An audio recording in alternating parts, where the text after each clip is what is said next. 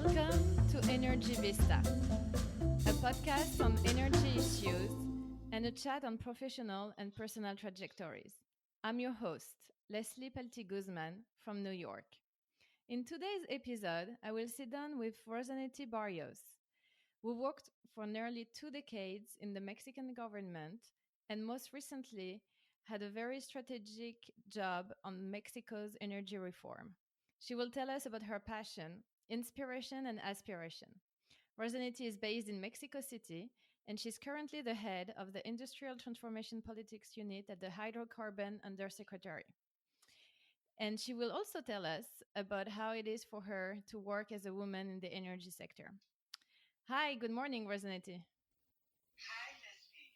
Very, very, very nice to hear you, to share with you this experience that I've lived. Thank you very much for the invitation. No, thanks. I'm very delighted to have you as a guest here and to learn more about Mexico's energy reform, but also your own personal trajectory and how you got there. So I wanted to ask you first, if you can give us an update on the current status of Mexico's energy reform, especially with an emphasis on the gas sector, and what is left to achieve. Mexico has recently had some recent presidential elections, and will that be a challenge for the remaining liberalization of the sector? Yeah, thank you so much again. Well, I can tell you that we already did was to open the markets and to allow the free entrance to the infrastructure of our new ISO, that is Senagas. Today, all the final users, are operating on their firm contracts. And this is something very important that we didn't see before the energy reform. Today, we have new traders, something about 13 new traders besides Pemex and CFE. And today we are sharing a lot of information with the rest of the market because ENER is publishing every week this information related to imports, to national production, and several other elements that can help people to take decisions with the best information available. What is very important to consider, of course, is to remember that Mexico lost about 50% of its national production on natural gas, starting by 2008. So definitely we had to take advantage of our natural resources. And that's why the reform started by run this bidding process and allocate the contracts among the best national companies and international companies. But it takes time, definitely, to see the results. So by the beginning of this administration, we adopt a very, very important program in order to develop pipelines and bring the natural gas from the United States. Today, not all of these pipelines, but almost all of these pipelines are already working. And what I can tell you is that we are importing something like the 60% of all our national demand if we consider the Pemex own consumption. Yeah. If we don't, then this number changed to 80%. So it is a fact that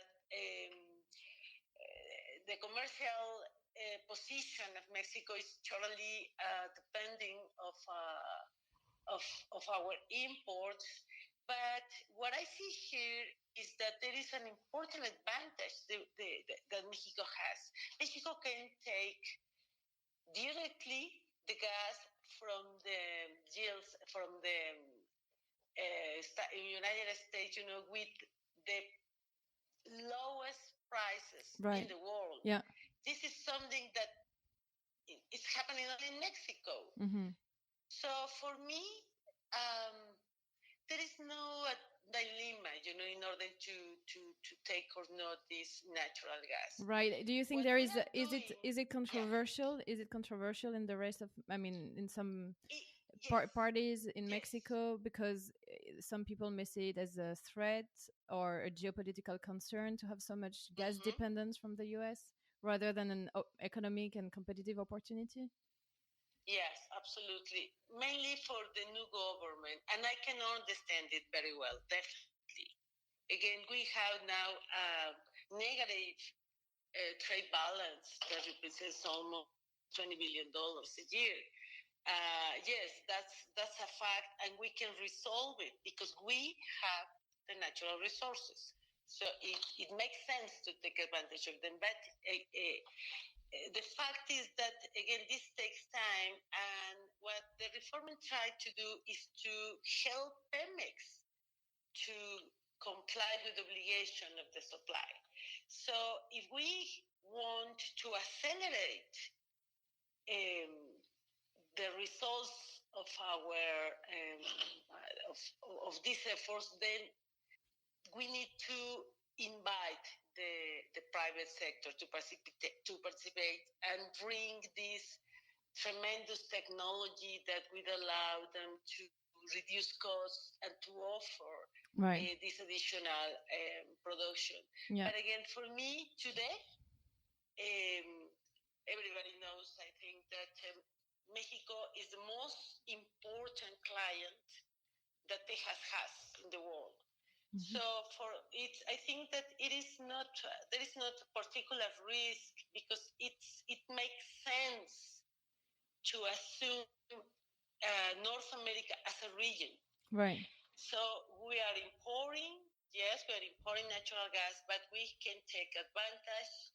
We can have increase our level of competence, and then we can export our products. So, and again, at the same time, just allow Pemex and the rest of the companies to increase production.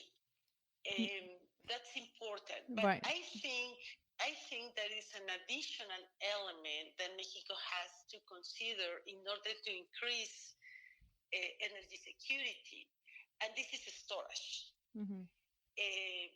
For historical reasons, Mexico couldn't develop any facility where we can storage natural gas.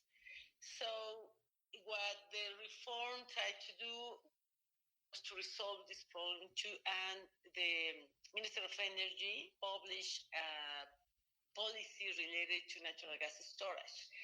And what this policy establishes the obligation for our ISO, Senagas, to make a bid process and allow a company to develop a facility taking advantage of our depleted fields. And then the obligation to create strategic inventories that represent, it's a very low number, I think, but it represents 5 days of demand by 2025. That is, again, I think it's a very low number, but what we were thinking when we defined this obligation was that maybe we could attract commercial interest for the rest of the market in order to take advantage of these new facilities and then I don't know, develop commercial inventories. Right. So the other element that Mexico has are that in the past we developed two regasification plants under and contract signed by CFE. So assuming that for CFE there is no an additional interest to maintain these contracts once and they can have the natural gas from the new pipelines. Right. So the regasification terminals are going to be underutilized and maybe idle. Yeah.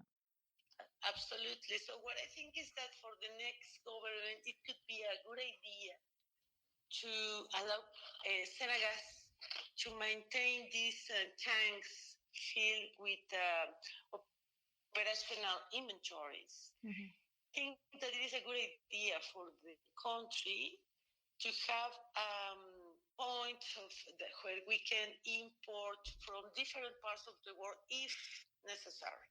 Right. So I think storage is it's a key element for many countries, not only for importers but for exporters too. Mm-hmm. So this is something that we didn't have the time to develop. We just put on the table this policy, and of course, it's a decision for the new government to define if they're going to continue with this idea or not. But again, I think that it represents a very important benefit for all Mexicans to develop this kind of facilities, but because it helps to react in case of any emergency or shortage. Yes, any kind of emergency. So this is a key element again. Yeah, there is at least one regasification terminal, the one from Baja California, with considering becoming an export liquefaction plant and convert itself to send gas to Asia. Yes. Mm-hmm. So is that yeah? Well, what I can tell you related to that project is that they're planning to maintain some part of this facility as a regasification facility. Interesting. I mean, what I'm saying, yes, they can maintain the both activities in the same facility. So that's one element. The other element that could help the country, of course, is that for good and for bad, Ensenada is totally disconnected to the rest of the country. So it is not a direct benefit. It's more complex to take advantage of that. So as a liquefaction plant, it is possible for Sempra, to take the gas from Ensenada to Manzanillo or any other part of the country, and to regasificate it in Manzanillo. Why? Because we need, usually the central part of Mexico, what we call Gulf Center region, is the region that consumes more than the half of the whole demand in the country. Today, this region consumes 52% of the whole demand. So usually when we have a problem, we need gas in the central part of the country. So for me, it is a good idea to maintain this ECA facility. Just one part of this facility as a regasification, but it is a good idea to convert to liquefaction plant. It could help the rest of the country. Again. Okay. And well, there are other technologies too. The FSRU unit, for example. Pemex is planning to bring one of these units to Pajaritos in Gulf of Mexico, and I think that this could help Senegas, and it's something that the next government could take into consideration to develop the interconnections, several interconnections along the Senegas system that, in case of emergency, allows one of these FSRU to be connected immediately and resolve the emergency. The emergency. Just what I'm trying to tell you is that as a backup. Storage, yes. Storage is a very good solution, and there is a lot of ways, fortunately, today to storage, the definitive way or transitional way. Yeah. Rosanety, I wanted to ask you also about, you mentioned investors and how Mexico could attract investors to make sure the energy reform goes on. Do you think NAFTA and the renegotiated North American trade agreement is reassuring investors, especially when it comes to the gas trade? Yes. What I see, for me, the main concept of NAFTA, or the new name, I'm sorry, it's so complex for me, T kind, something like that, is that maintains the concept of North America as a region. Right. This is something that we have been trying to push for the last 20, 25 years. And again, fortunately, what I see here is that for the government, it's totally clear that this is a good idea, that it works for the three countries, and they're planning to maintain it. So again, this is the possibility to take advantage of the different options that we have in terms of exchange. Mm-hmm. So yes, I see a very good signal in that decision, in that fact. No, today we can say that we are still a region and we want to maintain our commercial relationship as a region. Right. And the new president-elect, Andres Manuel Lopez Obrador, made many comments and rhetorical campaign speech regarding the ban of development of unconventional resource in Mexico. Yes. And many other things. Do you think it could be it could provoke more reluctancy from foreign investors to come into Mexico, or wait and see? Do you think that could delay the liberalization of the energy sector? Well, what I can tell you is that there are pending two new bid process, and one of them is absolutely related to non-conventional resources. And yes, the new president has said that he doesn't like this fracking technology. And what I can tell you is that this is a decision of the new government, and the new government has to take into consideration, the only thing for me that they had to take into consideration is that more than the 50% of our reserves, natural gas reserves, are contained into these unconventional fields. Mm-hmm. So this is a decision for a government, if you want or not to take advantage of more than half of your reserves. Well, then the results will be the fact that you in terms of the speed that you can have in order to recover your production. And there is another important thing, very, very important for me, yes, I would like to share. And this is natural gas liquids. We are importing natural gas, yes, but as everybody knows, this is dry gas. We need wet gas. We need natural gas liquids, because in the past we developed a petrochemical industry. Mm-hmm. All the facilities are located at the south of Mexico, by Veracruz. And today they are really suffering because of lack of raw material. We need ethane. And the only way to obtain ethane is through, the production of wet gas. So when the new government take the final decision, they have to analyze all these elements. Of course, let's say the immediate solution is to import ethane, but if we do that, or we do it as a permanent issue, then we are not taking distance of this dependence. And I think that this is the most important element, natural gas liquids, because as you perfectly know, Leslie, it is in the liquids where the United States are developing their value. Right. Asia is consuming a lot of liquids, natural gas liquids. So I believe that Mexico has to take advantage of these resources. We do have them. There are a lot of countries. I always talking about Japan.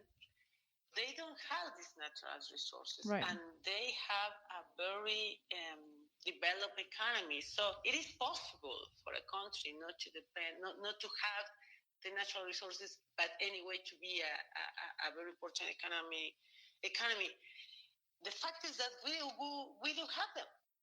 So I believe that it is a good idea to take advantage of it. And the other element is that the world is changing, and in terms of the develop of the electric cars, the advantage of electric cars, what we are starting to see in terms of projections is that by 2040, 2050, the presence of these electric cars is increasing. So let's put it this way: the hydrocarbons era is changing.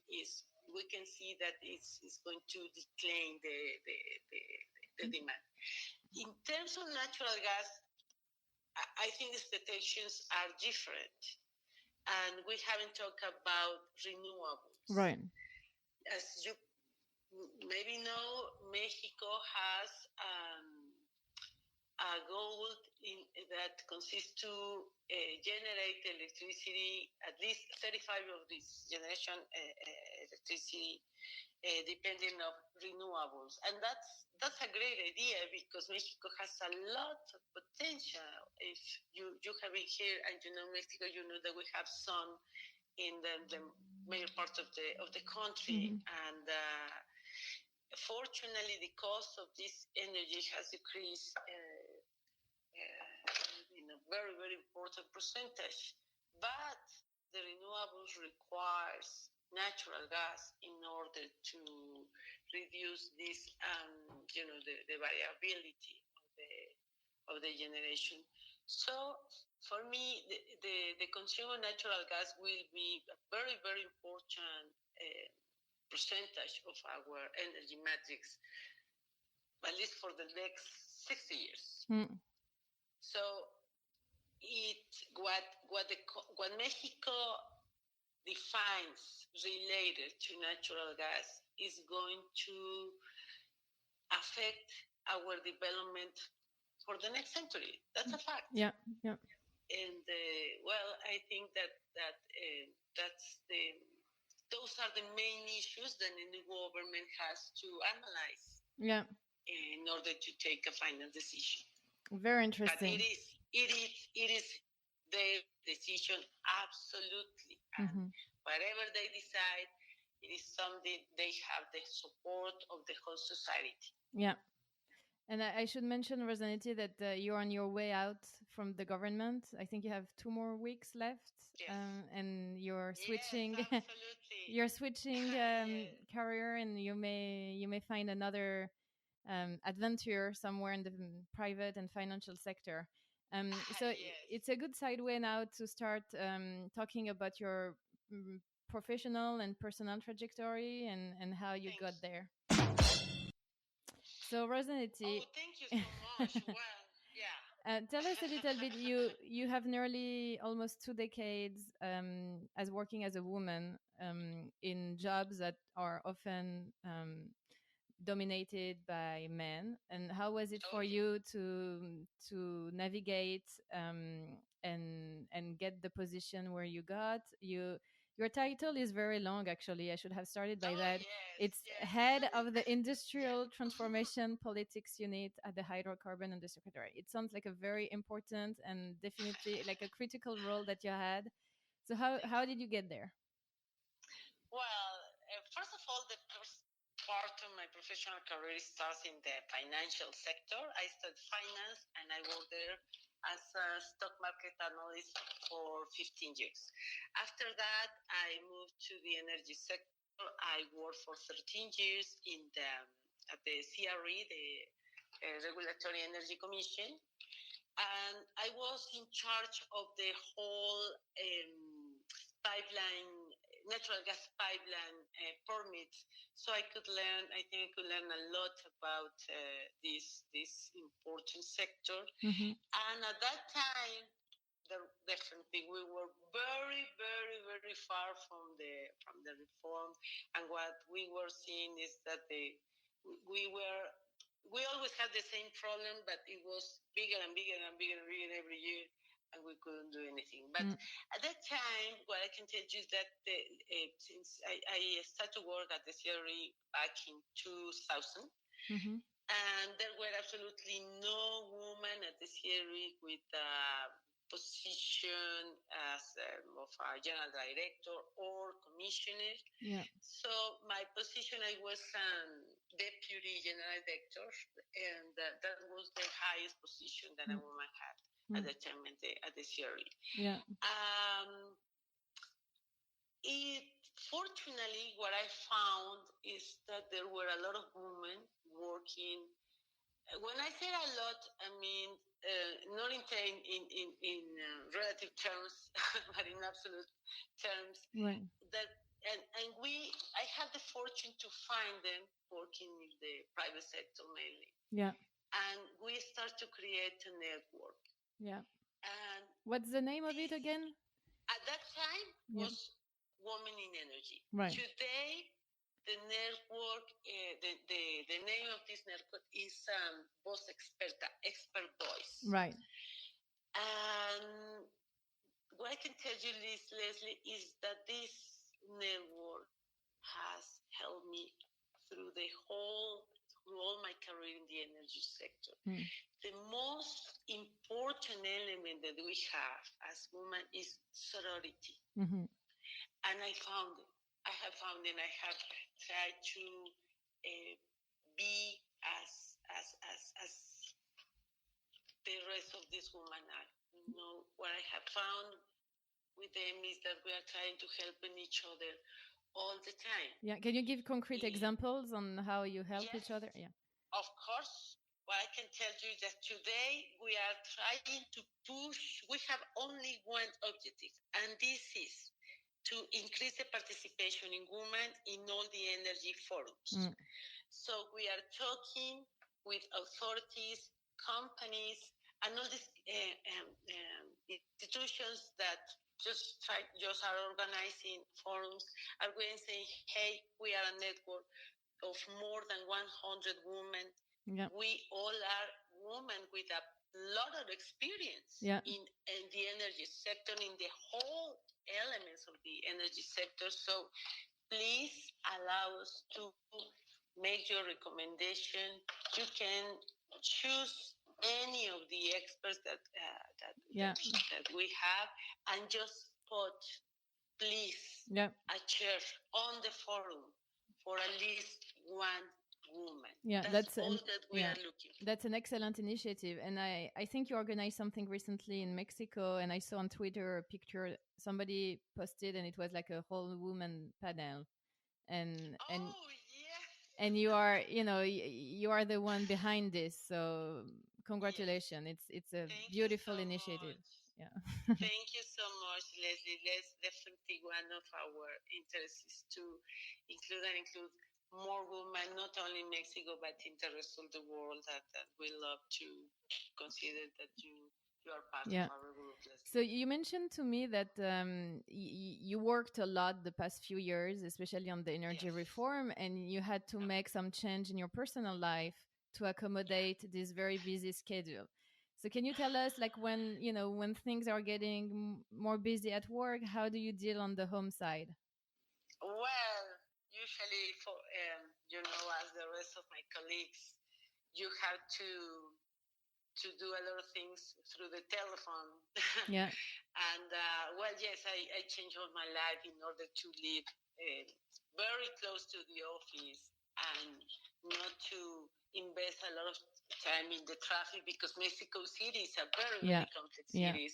So you sold your house and you moved 10 minutes away from the office. Yes. Yeah, absolutely. Yes, that helps. Yeah, I think that it was a very particular experience. First of all, we're talking about the Minister of Energy, so there is a lot of political pressure there. So you have to do several things, always thinking what was the political effect of what you are deciding. Two, we were developing and then establishing a reform this is something that happens once in a lifetime, if happens. So right. yes, I think that this was a very particular period in that, that would make it even more complex, you know, to find the balance. Mm-hmm. What I have seen in, well, maybe in the private sector again, because at the government, well, I can tell you this, it is changing. What I see today at the CRE, in charge of Guillermo Garcia Coster, the president of the CRE, is that things are changing there. Mm-hmm. Now there are more women in the leading positions, and this is because Guillermo understands that we the women, need to adapt our life. We need we need more flexible schedules, right, in order to make, I don't know, for example, home office. yes. Because what is a fact is that if a mother has to leave the office because she needs to go to the doctor Mm-hmm. with his son or daughter, right, what the people knows is that that woman will come back to the office and then to finish the work. right. So the fact that you leave the office doesn't mean that you won't do your job. So I think that today we have proved it. What we are asking then is to have this flexibility. So is it something you ask in your department? Is it something you advocated for when you're there, like for increased flexibility and working remotely? It was something that I tried to push when I used to work at the CRE, and I had very good results. Yeah. But definitely something that it was totally impossible Yeah. the Minister of Energy, because we were making a reform. You were making history. Yes, thank you so much. Yeah. But again, I think this is something that we can resolve. And the other thing, for me, Yeah. the most important Yeah.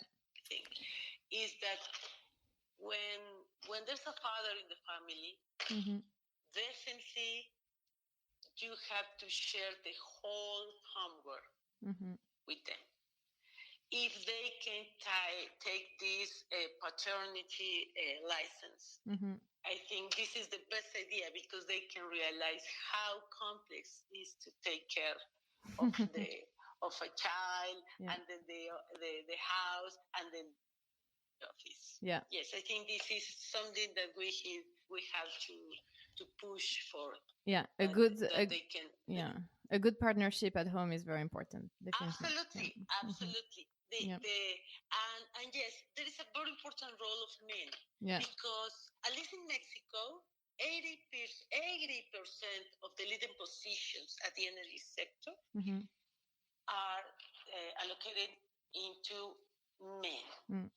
So it is a fact we need them. We need them to help us. We are asking to understand, to see, please pay attention to a panel. It is not normal that the 100% of the panel are composed by men. It is not. That's not a normality. Yeah, especially if there are so many women with the same expertise. Yeah. Yes, exactly. And 50% of the whole population in the world are women. Mm-hmm. So if you are losing the 50% of the population in the world in the whole discussion, you are losing a very, very important point of view. Definitely. Yeah. You have it helps the economy. Yeah. And Rosanety, I wanted to ask you, we met in Mexico in May, I think, and you struck me as someone with a lot of charisma, a lot of personality. Was it something you cultivated also to be able to survive and to differentiate yourself and to project confidence? Thank you so much. Yeah, well, what I can tell you that is I started to work when I was 17 years old, which means that today I've been working for the last 37 years. Yeah. And definitely at that time, all the leading models were males. Yeah. It is it takes a time to understand that you don't have to convert yourself in a man in order to be a leader. Right. Yeah. It takes a time, really, believe me. Yeah. Maybe today it's easier, but no, at that time it was completely impossible. Yeah. So what I can tell you is that after all this year, I think I found my own personality, my own leading style. Yeah. Um, Yeah, and it shows. It definitely shows, and it's very inspiring. Thank you so much. You know, what is my main concern, Leslie? As I already mentioned, thank you for allowing me to do it.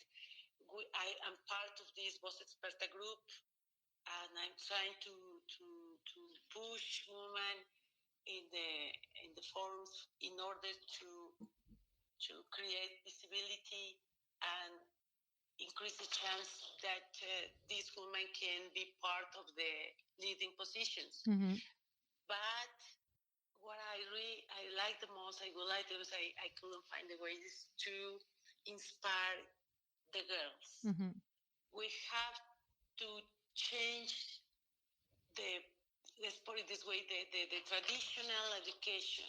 Mm-hmm. And what I have realized is that when I go to a forum and I finish my participation, there is always a young girl there that saw me and comes to me and tells me, look, it feels so good to see a woman like you. So it inspires me, as you already said. So, yeah. yes, I think that this is really important because we are pushing to the young people. We are trying to support them. Yeah. And again, it's a good idea for everybody. Come on, please, just let me tell you this. The OCDE calculations says that if we close the gender the gap, gender gap. Yes, the gender gap. Sorry, if we reduce gender gap, it helps to any economy to improve the GDP in 0.6% per year. Mm-hmm. So it is a good idea. For everybody. To reduce gender gap. Well, bravo, Rosanety, for all your work. Thank and your words of inspiration. And I hope we'll have you back also at this podcast, Energy Vista, when you start your new path. And I'm sure it's going to be very exciting for you to start something new. And you have so much experience that I'm sure you'll put it to work somewhere, and you'll create something fantastic. I have no doubt. Thank you, Leslie. Believe me, I love to share with you the new role, the new challenge, and I love to maintain contact with you. Thank you so much. Thank you so much. That concludes our Energy Vista podcast. Our theme music is provided by Music Screen License under Creative Commons. This is Leslie Palti-Guzman saying good day and good luck.